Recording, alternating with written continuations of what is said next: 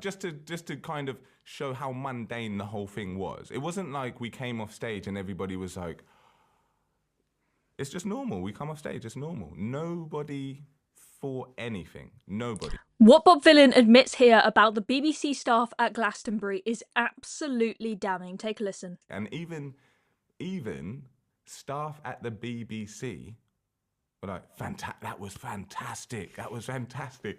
We loved that. It was like, that's such an NPC manoeuvre, though, isn't it? So what he is saying there is that BBC staff were not only just okay with him chanting "deaf, deaf" to the IDF at Glastonbury, but some of them even said that they loved it. Pretty damning. It's like any band comes off, you go, "You smashed it, fantastic." No, but that was like, this was a couple hours later, because it took us a little while to get, but like, you know, they've nobody at the BBC at that time was there like, oh my gosh, you know? But it was very normal. Well, no wonder they didn't cut the feed up Glastonbury and they kept it playing, because now we know the truth, that the BBC staff, before they realised they were getting a whole backlash for it, absolutely lapped it up by the sounds of it. Now, of course, those are Bob Vylan's words, and I'm sure that the BBC will deny what he's said, but if that is true, that is pretty damning. Now, let's just recap for anybody who's forgotten what he chanted at Glastonbury. Palestinian flags everywhere. Where are the British flags? Nowhere to be seen. Free, free! Free, free! Free, free! Alright, but have you heard this one, though? This is awful. Deaf to the IDF! Deaf to the IDF! Horrific. Deaf to the IDF! Absolutely horrific. Deaf to the IDF! Deaf to the IDF! Hell yeah, from the river to the sea, Palestine must be, will be, inshallah, it will be free. So distasteful. And of course, people tried to excuse that, saying, oh, he just meant the IDF as an entity as opposed to any individual soldiers. But then an old clip, also from the BBC, was unearthed with him clarifying that he does mean every soldier. Single time, and death to every single IDF soldier out there as an agent of terror for Israel. Death to the IDF. Did you hear that? Death to every single soldier out there in the IDF. And also, let's not forget the vile things that he said to a crowd when he got the news that Charlie Kirk had been assassinated. I want to dedicate this next one to an absolute piece of shit of a human being. The pronouns was, were. Not funny. Not funny at all. Because if you chat shit, you will get banned! Rest in peace, Charlie Kirk, you piece of shit! Oh shit!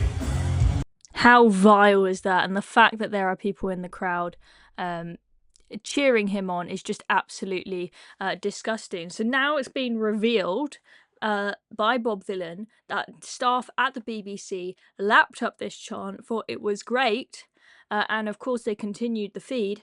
Is it time for heads to roll at the BBC? This is Tim Davie, the Director General at the BBC. And after that deaf to the IDF chant, a lot of people said he needed to go. And this is a man that has overseen a lot of controversy. He's been the Director General since 2020, I believe, and he oversaw what was confirmed to be a misrepresentation of the risks of COVID in the BBC's coverage of COVID and lockdowns in order to ensure more compliance from the public with lockdowns. That's absolutely unacceptable. The government was using it as its mouthpiece to indoctrinate people into complying with the draconian lockdowns that were imposed upon us.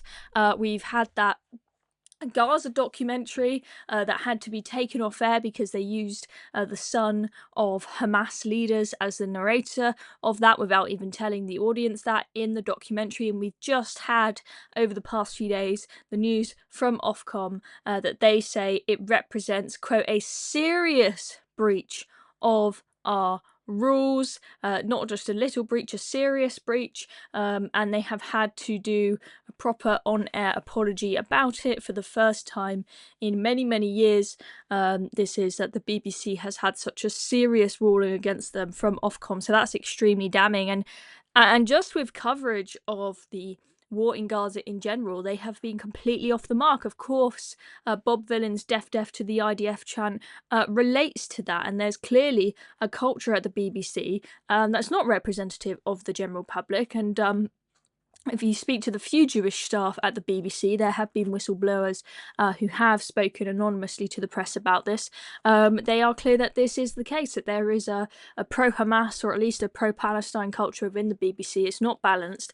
And hence there was a report that showed that the BBC breached its own guidelines 1,500 times over the Israel-Hamas war. That is absolutely shocking. And remember, they were refusing to call Hamas a terrorist organisation for ages. And of course, whilst Tim Davie has been around, he has had to be the face of the BBC at the time of a huge controversy with Hugh Edwards. And then most recently, of course, we've had Greg Wallace as well. And there are even more scandals than that, but I just can't keep up with all of them. I know we've got rows at BBC Breakfast and whatnot, with bullying allegations as well. It just rumbles on and on. Does something need to change at the BBC? I think many of you watching this will agree that it shouldn't be funded by licence fee money anymore, but we know that's not going to happen anytime soon. But do you think, let me know in the comments below, do you think that Tim Davie should be taking accountability and should be resigning over this long list of scandals that the BBC has been facing? I'm Chloe Dobbs. Thank you very much for watching this video. Make sure you hit the subscribe button down below if you haven't already. Then you'll know when we're watching new content. And if you press the notification bell, you'll be notified as well. See you next time.